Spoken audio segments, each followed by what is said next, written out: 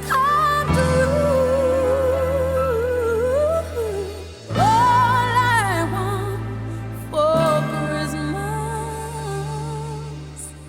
is you.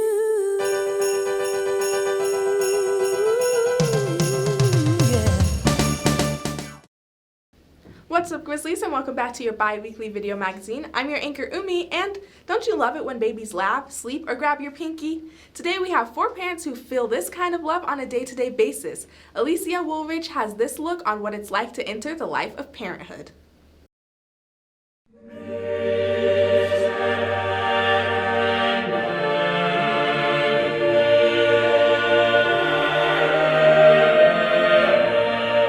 I have 3 children, ages 24, 23, and 21. The 24-year-old is my son. His name is Asher. He was named for my favorite novel, which is My Name is Asher Love. Then my central child, she is 23. She's my daughter. Her name is Lorian, from another favorite novel, Lord of the Rings. Then my youngest, who is 21, her real name is Israel, for the country, of course, but her nickname is Emma. I have 2 kids. My daughter is 11, and she's over at Janitel, and my son is 9, and he's over at Webster. I have 2 girls that are age 20 and 18. I have 4 girls.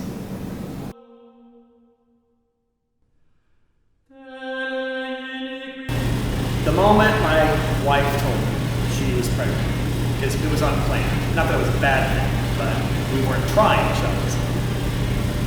It's a moment that sticks out for sure. You're like, okay, it just got real. Yeah, it was crazy. I can remember just like yesterday. I didn't want to be a parent. I didn't want kids. I was in my mid-20s. I was teaching. I had like 150 students every year, so I didn't want my own kids. So when I first, initially, I would say, yeah, I didn't want kids at all. I was very excited, but I was also very scared because I didn't know, how to handle the whole parenting thing. Second kid, piece of cake. When I first knew I was going to be a parent, the first feeling I felt was fear, excitement, and once I got past the fear, it was an overwhelming joy.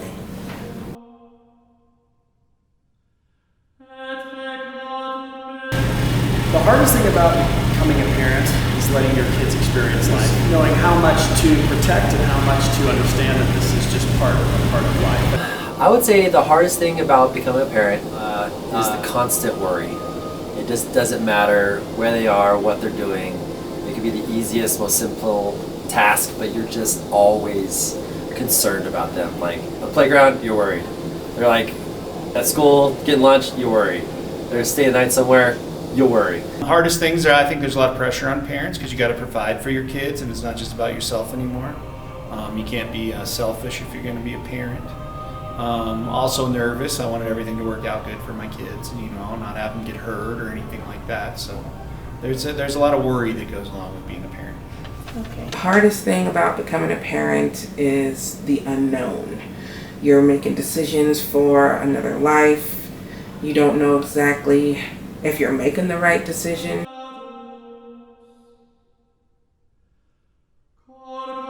The best lesson about parenting is this, is that once you have kids, your life does not belong to you. You have a responsibility to raise these children from infancy to their launched on their own. And that, of course, is a long process. It's thrilling, it's wonderful, but at the end of the day, once you realize that you are responsible to parent, that is the hardest job, but I would say it's the most important job. And it also makes you a better person because it's not about you anymore. And I would say the thing that I gained from being a parent is being more patient. I would say that before, I probably wouldn't describe myself as a very patient man, but now, kind of, letting them make mistakes and grow up and fall down, just be there to pick them up. It's a time-consuming process, and you just have to really be patient. Not to over-parent. So sometimes you over-parent. You do too much, and then kids don't grow and learn, and you need to fail to learn and that kind of stuff. So that's hard if you're a parent because you always want to make things really good for your kids? The best lesson that I've learned from parenting is patience. Dealing with 4 children, it's been a big learning experience. You know, when you have one kid and then you have the second child, it's a whole new level of parenting that comes along with that. Our 4 girls have taught me patience.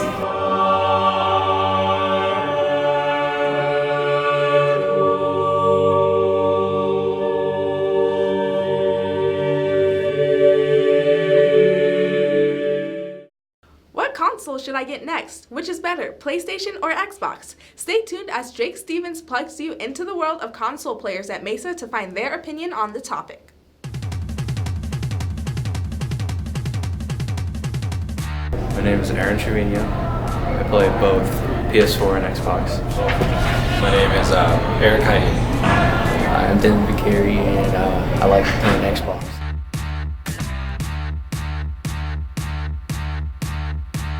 I have. It's not good. Yeah, I really don't like it.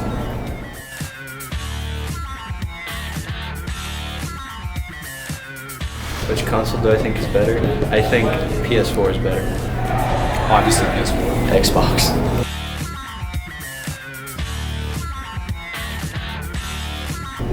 It's not really the features, it's more or less the controller that makes it better.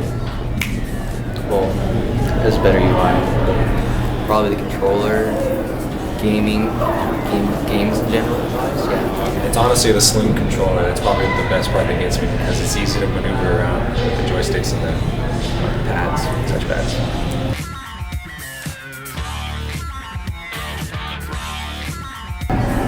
The communities on both consoles are the same, really. Xbox is more toxic, if we're being honest. Yes, dramatically different.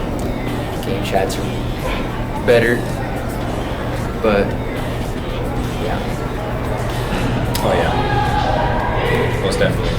It's Xbox community is pretty toxic. You know, they claim that they're tryhards and stuff, but you know, 1v1ing in like any console game ever. You know, PS4 always dominant.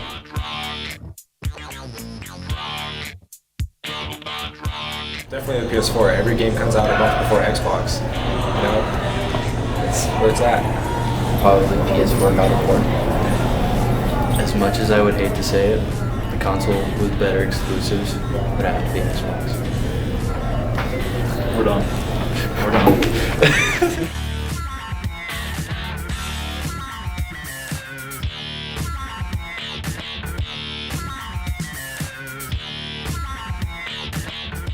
Have you ever wondered how and why teachers became who they are today? Our personality is developed through our experiences and choices we make in life and why. Hunter Rosiska has this look on how Miss Garrett and Mr. Kurth grew into the people we all know and love. Teachers, am I right? They make us read these books and do these pages of things that we don't understand, and we're like, you know what? Only if you knew how we feel. And that got me thinking. They do know how we feel. I mean, at one point they were our age. And that got me thinking. I'm not curious why they became teachers. That question's already been answered. But I want to know how they became teachers. Starting with Mr. Kurth, we're going to answer this right now. I'm Hunter Ziska, and this is how teachers became teachers.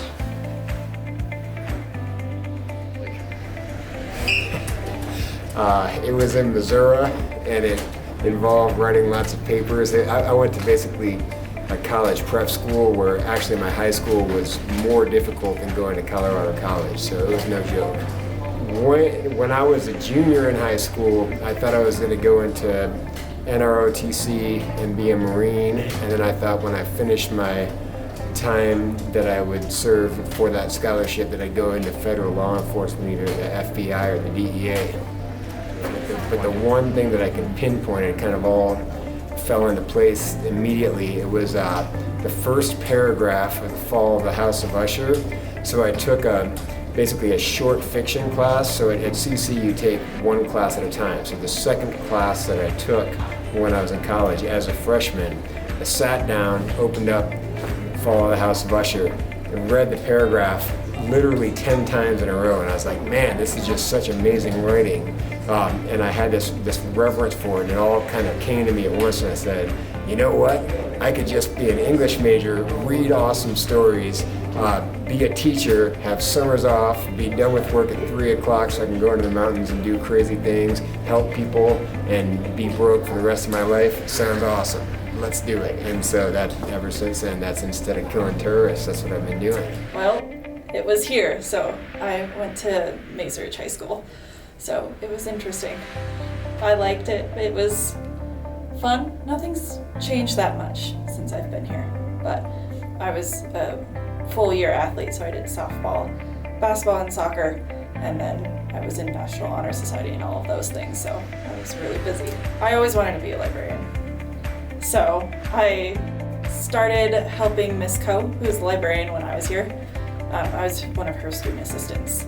So I really like the library. My mom's a librarian too, so I've grown up in libraries. I grew up in Security Public Library, so I was always there, always with a stack of books. Used to read a book a day. So I always wanted to be a librarian and always wanted to help people find books that they loved. Right after high school, I went to the University of Denver, and I was getting my English degree in literature, and then I was getting a dual degree in communications. So I did 4 years in college. I was part of summer reading programs a lot as a kid, so I would always go to the public libraries and read and get prizes, and I really liked that. My first job was actually a library assistant at Security Public Library, so I shelved all the books and I kind of helped out around the libraries. So I really knew then that I wanted to be in libraries more. And then I got my degree and I'm working on my master's to become a certified librarian. But yeah, just summer reading programs were what got me started. I miss Mesa a little bit because it was a fun place to be and we were all really close-knit in my class, so miss that bit, but don't miss the block schedule or some of the classes. So well, that's everyone. Thank you to Mr. Kurth and Ms. Garrett for doing the interviews with me and actually learning what high school was like. Thank you again, and I hope to see you guys in my next video. Whenever that is.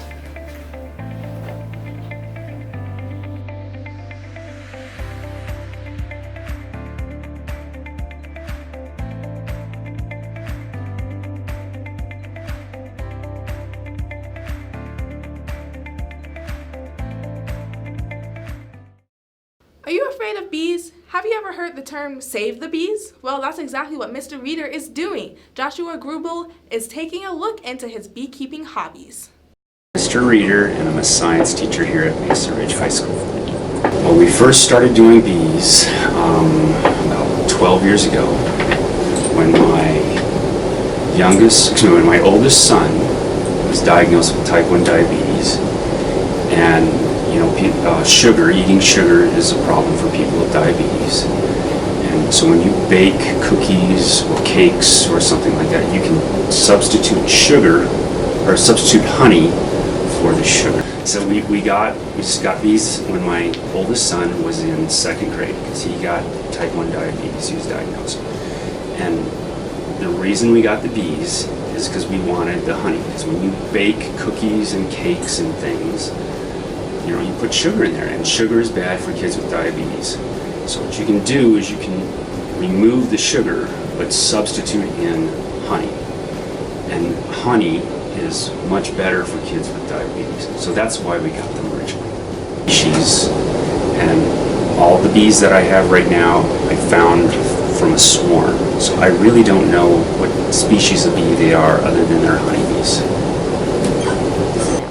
Right now, I only have one hive, and during the winter time, the numbers of bees starts to drop down. So I might only have like 2,000 bees in there during the winter time. But then during the summer, the bee population in the hive starts to grow and grow and grow. And I'll get probably 8,000 or 9,000 bees in a hive. I've had as many as 4 hives at one time. But in the city, you're only allowed to keep 2 hives at your house. So I have 2 hives.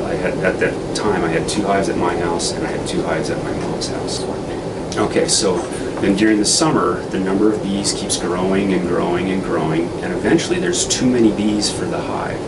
And that's what's happening in this picture right here, is there's too many bees for this hive. So then the hive is going to split, and half of that hive is going to move away and go find a new place to live. And that's called a swarm, and you'll see those every now and then in the neighborhood, or like in a tree, you'll find a bunch of bees just clustering, and you're like, what's going on? And that's a bee swarm. They've moved out and they're looking for a new place to live. And so that's a good thing, because that's a sign that the hive that you have is very healthy and growing, and then the bee population is going to grow. And so that's good for bees and insects and farmers and things.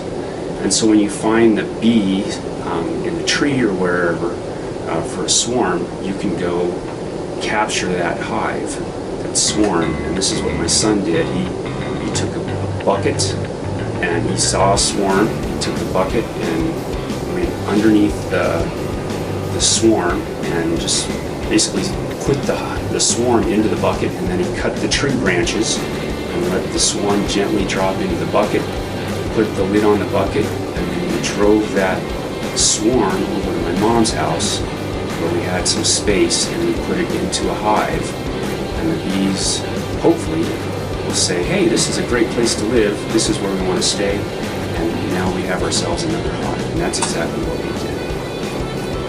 One summer I got stung often. I was getting stung once a week in my head, on my head, which I thought that was weird. How come I keep stinging me in my hair? And I changed my shampoo and I quit getting stung in my head. So there was something about the smell of my shampoo that the bees didn't like. And as soon as I changed my shampoo, everything was okay.